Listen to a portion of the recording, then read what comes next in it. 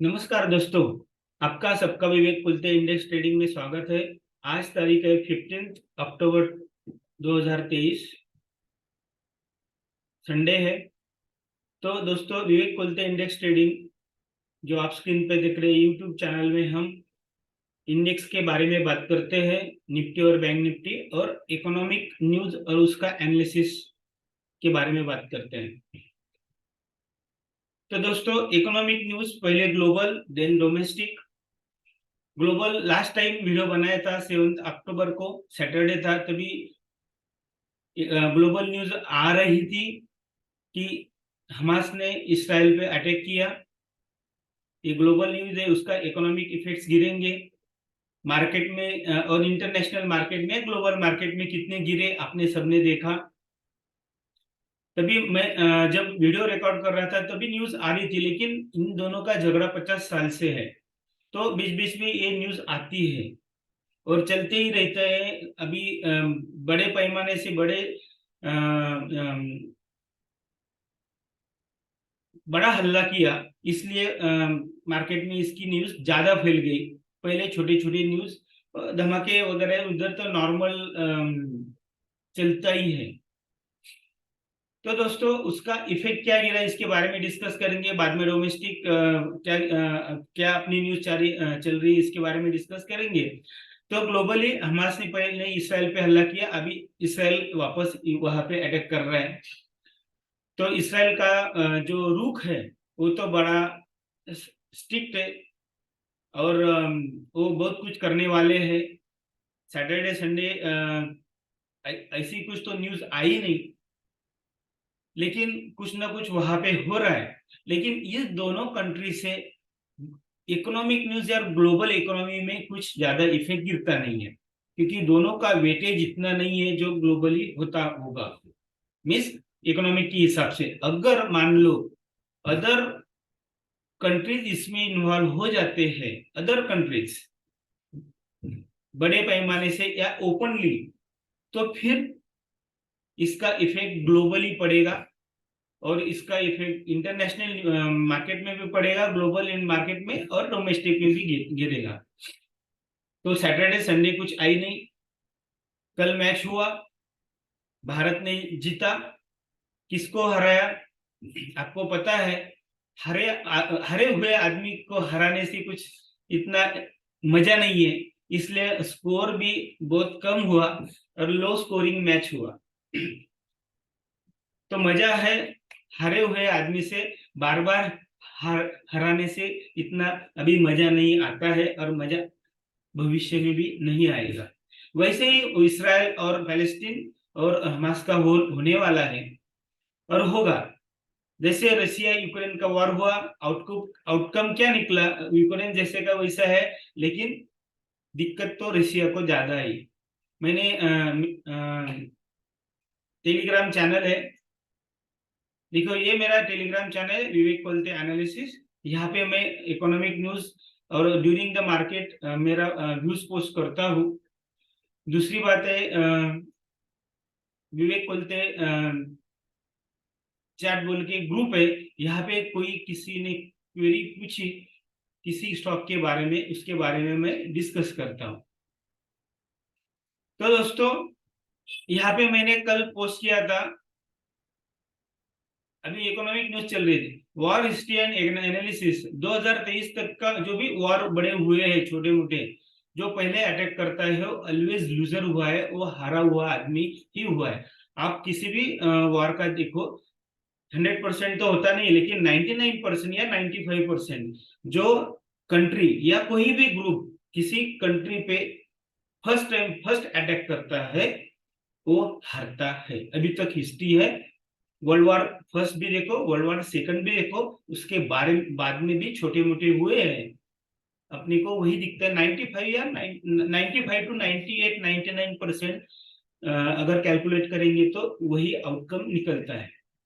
तो सिंपल है, जो फर्स्ट अटैक करता है वो हारता है। हम भी 90-95% एक्यूरेसी लाने के लिए कोशिश करते हैं शेयर मार्केट में। तो जितना एक्यूरेसी अच्छा रखेंगे उतना प्रॉफिट ज्यादा मिलेगा। तो ग्लोबली अभी भी वही पे चल रहा है उनका, जो भी ग्राउंड लेवल पे वो भी जो भी होगा। सिंपल बात है, कोई अदर कंट्रीज में इन्वॉल्व होता है तो दिक्कत आएगी, नहीं तो नहीं, कुछ नहीं होगा। ये इंपॉर्टेंट बात। दूसरी डोमेस्टिक, डोमेस्टिक में हमने लास्ट टाइम डिस्कस किया था। अभी रिजल्ट सीजन और चालू होंगे, अभी रिजल्ट सीजन शुरू हो गए। आईटी के रिजल्ट्स आ चुके हैं। किसी को अच्छा लगता है, किसी को बुरा लगता है। बुरा लगता है मीन्स बैड रिजल्ट लगते हैं, किसी को गुड रिजल्ट देखते हैं। देखने का तरीका है, लेकिन ओवरऑल प्रॉफिट तो कमा रहे हैं, लेकिन रेवेन्यू कम हो रहे हैं। लेकिन रेवेन्यू कम करके उनका प्रॉफिट मार्जिन बढ़ रहा है। मीन्स कुछ तो कुछ बिजनेस स्ट्रेटजी उनकी बदल रही है। उसके बारे में भी ड्यूरिंग द मार्केट मैंने ये आईटी सेक्टर के बारे में मैंने मेरा व्यू पोस्ट किया था।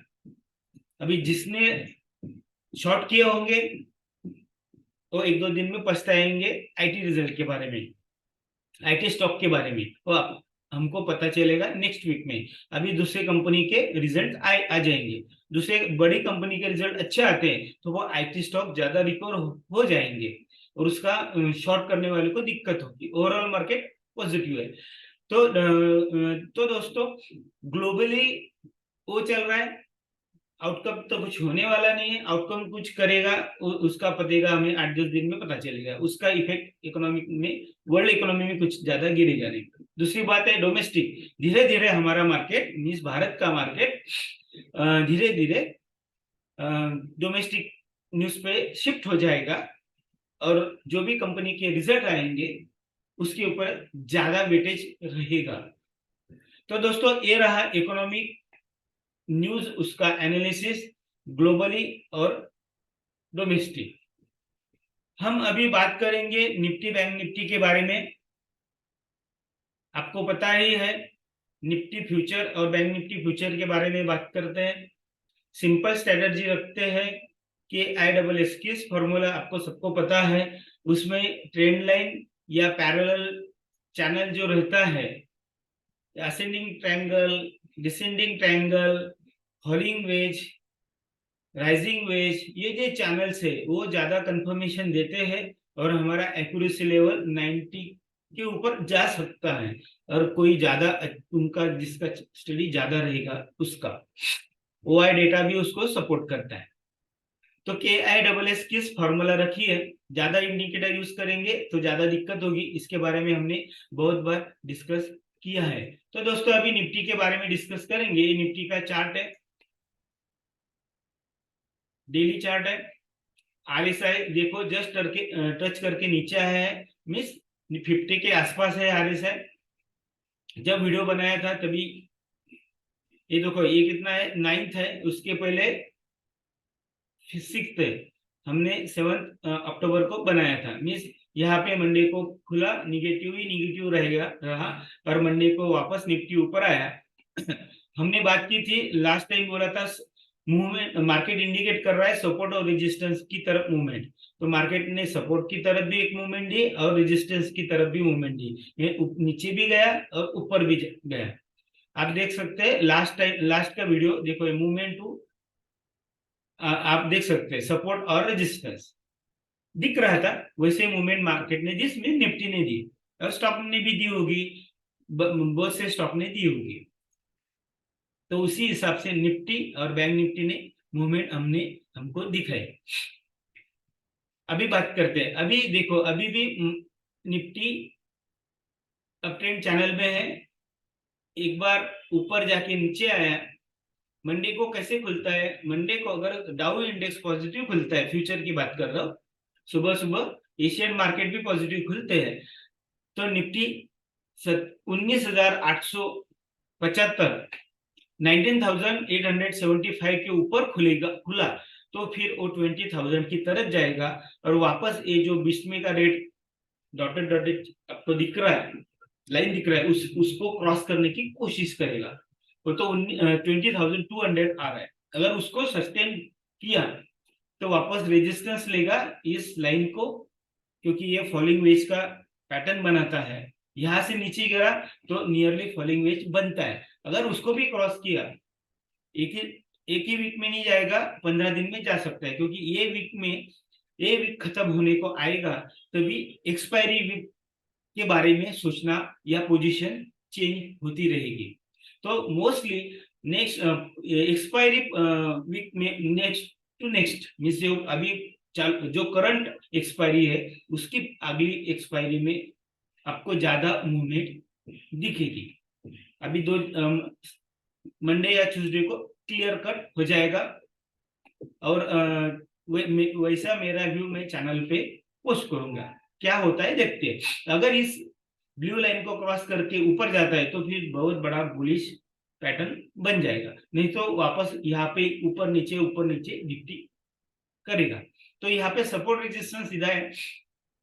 हमने लास्ट टाइम 19,400 का सपोर्ट के बारे में बात की थी। अभी एक इमीडिएट सपोर्ट है 19,575। इसके नीचे क्लोज होता है तो वापस वो 19,400 को टच करने की कोशिश करेगा, लेकिन यहाँ पे थोड़ा सा हैमर बना है। अगर 10 टच एंड गो करके ऊपर जाता है तो वो वापस 20,000 की तरफ जाएगा। ये सपोर्ट है और रेजिस्टेंस सीधा है।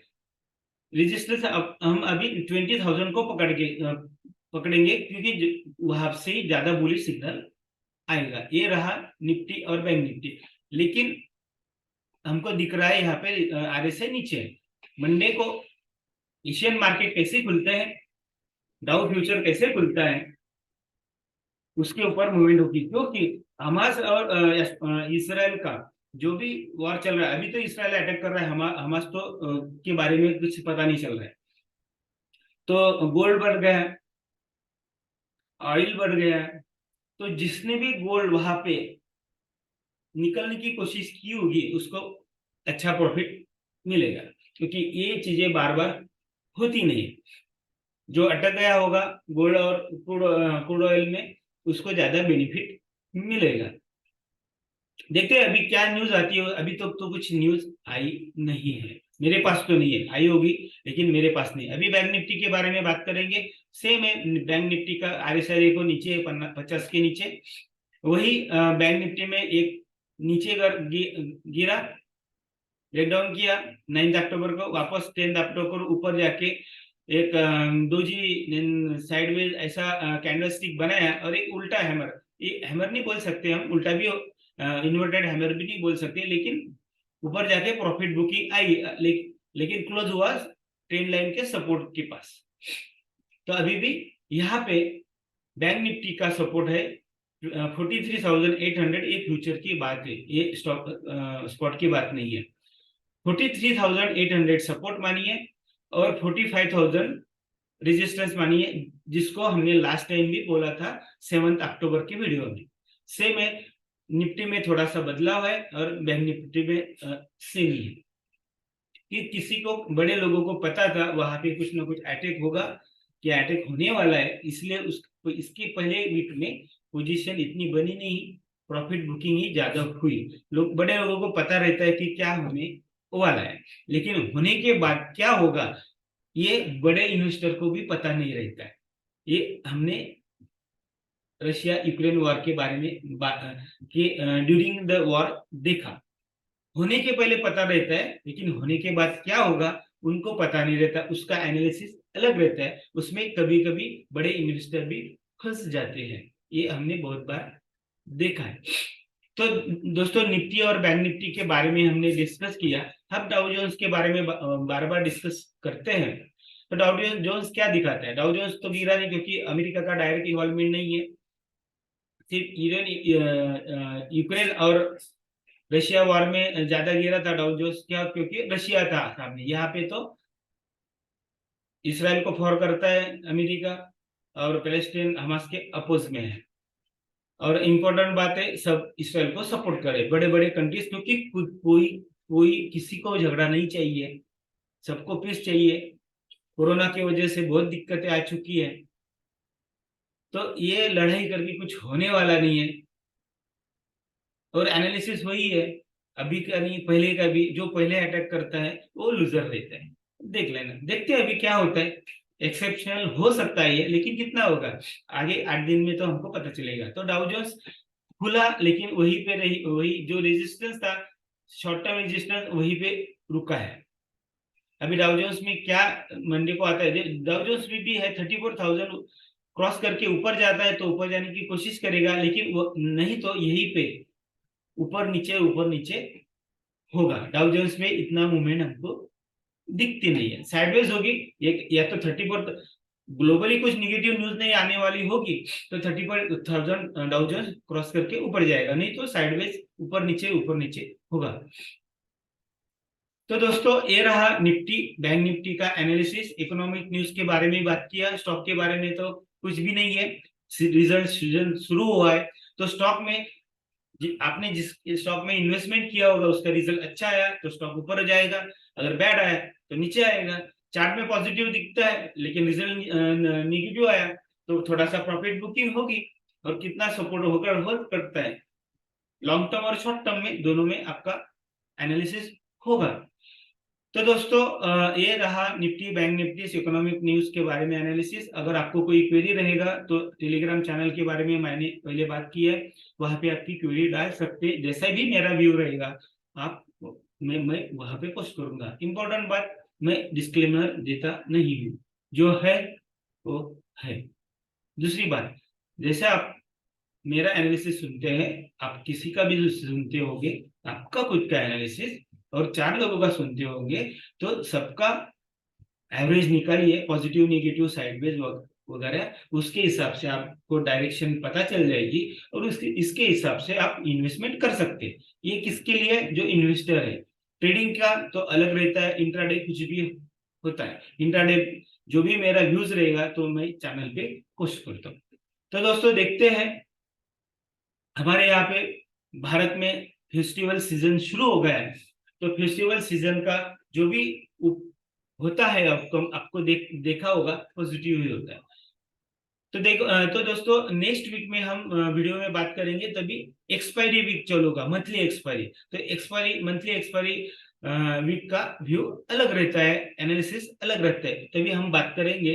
तब तक फेस्टिवल को मनाएंगे, एंजॉय करेंगे और देखते हैं क्या होते हैं।